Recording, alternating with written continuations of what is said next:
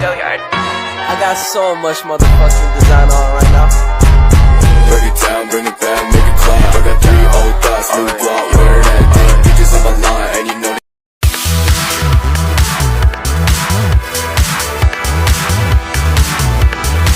Baiklah, di sini saya akan menjelaskan materi pertama, yaitu tentang analisis pasar. Analisis pasar merupakan suatu penganalisisan atau penyelenggaraan untuk mempelajari berbagai masalah pasar. Sedangkan pengertian pasar yaitu tempat di mana terjadi pertukaran antara jasa maupun barang yang sudah terjadi secara alamiah sejak awal peradaban manusia. Ada 2 jenis bentuk pasar, yaitu pasar barang dan pasar faktor. Pasar barang adalah tempat di mana para pembeli dan para penjual dari suatu barang atau jasa melakukan interaksi untuk menentukan jumlah dan harga barang atau jasa yang dijual dan diperjualbelikan. Sedangkan pasar faktor adalah tempat di mana para pengusaha mengadakan interaksi dengan pemilik faktor produksi untuk menentukan harga dan jumlah faktor produksi tersebut yang akan digunakan dalam menghasilkan barang dan jasa yang diminta oleh masyarakat.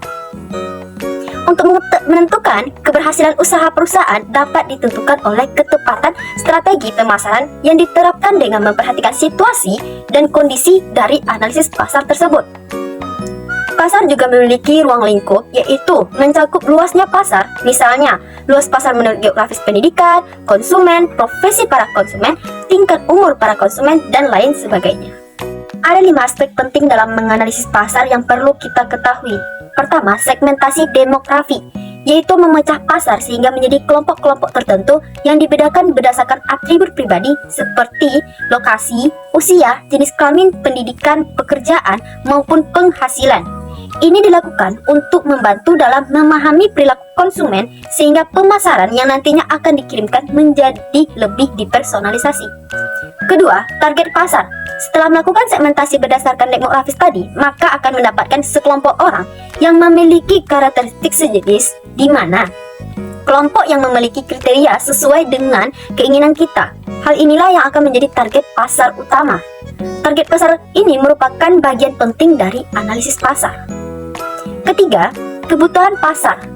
Di sini kita harus memahami dengan detail apa yang menjadi penggerak terhadap permintaan produk atau layanan di pasar. Contohnya ada 2 toko pakaian, toko A dan juga toko B. Toko A ini ingin pergerakan permintaannya itu selalu menaik setiap tahun. Otomatis ia mengubah harga yang awalnya tinggi menjadi relatif sedang. Karena itulah pergerakan permintaannya selalu menaik setiap tahun karena orang-orang merasa toko A ini lebih terjangkau. Sedangkan toko B itu harganya relatif tinggi sehingga terlalu tidak terjangkau oleh semua kalangan. Sedangkan yang toko A itu terjangkau oleh semua kalangan. Keempat, kompetisi. Tujuan dari poin ini adalah mengetahui siapa yang akan menjadi lawan bisnis kita. Untuk itu, kita mempelajari apa kelebihan dan kelemahan mereka. Dengan menemukan kelemahannya, maka dapat digunakan perusahaan kita untuk memposisikan diri di pasar tersebut.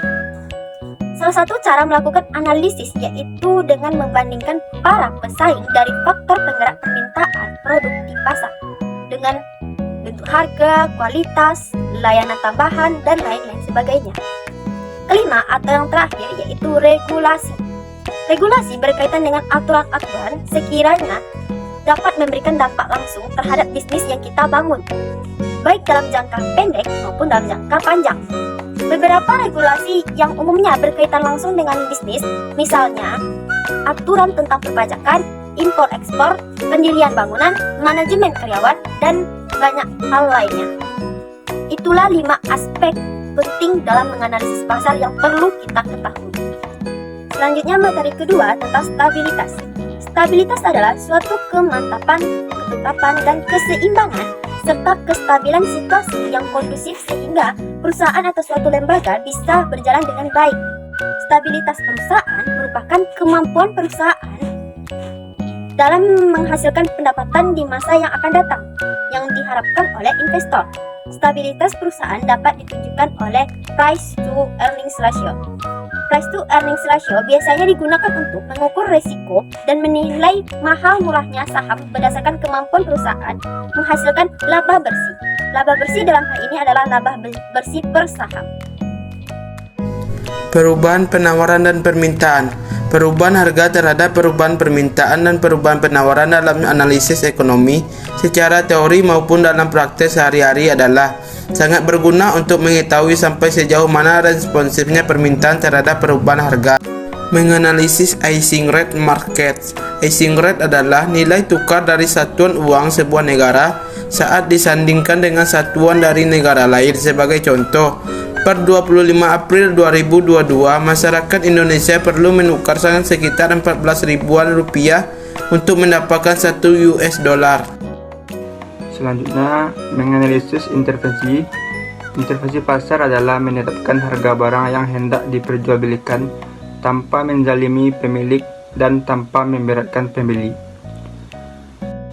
Bentuk intervensi pasar terhadap harga satu komunitas barang dilakukan oleh pemerintah, misalnya melalui pengaturan negara.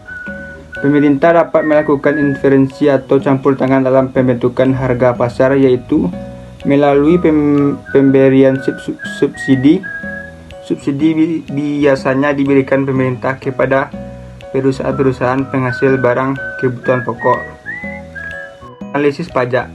Pajak merupakan kontribusi wajib dari orang atau badan terhadap negara yang sifatnya memaksa sesuai dengan undang-undang tanpa adanya imbalan secara langsung. Pajak digunakan untuk membiayai anggaran yang berkaitan dengan pembangunan dan kepentingan negara. Sebagai sumber pendapatan negara, pajak berfungsi untuk membiayai pengeluaran negara. Pajak digunakan untuk menjalankan tugas-tugas rutin negara dan melaksanakan pembangunan.